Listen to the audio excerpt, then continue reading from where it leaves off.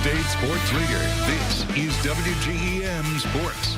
Tonight we got our first taste of volleyball action across the Tri-States. I took the trip up to Mount Sterling to check in on the rivalry battle between Camp Point and Brown County. Let's get right into it. A couple of big names going toe-to-toe in this one.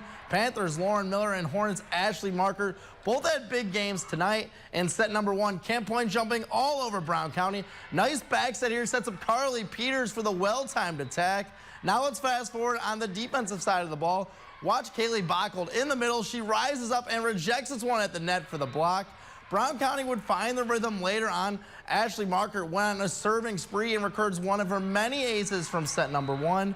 Panthers had an answer back, though. This time they looked to the outside, and Lauren Miller winding up and bearing this one on the other side for the spike. Hornets battled hard, but they would fall in two sets to the Panthers. Camp Point wins this one 25-22, 25-17. That wasn't the only game going on tonight. Up in Warsaw, West Hancock was taking on Western for their season opener. Western will be the first ones on the board as they set it right here to Riley Harris, who rises up and smacks this ball down for the kill. Great ball placement from the senior. We have to remember the Titans, though. West Hancock with a good volley, and here comes Jaden Clymer climbing up and finishing it off with a monster kill. The junior wouldn't be done either. This was Jaden Clymer's show tonight. West Hancock keeping the play alive and sets up Clymer for another huge kill for the home team. West Hancock had the early lead, but Western wasn't staying quiet.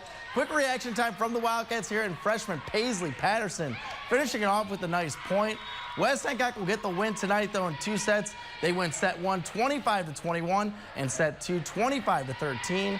The Titans start their season off in the win column. We have more sports coverage on the way. Don't go anywhere. We'll be right back after this.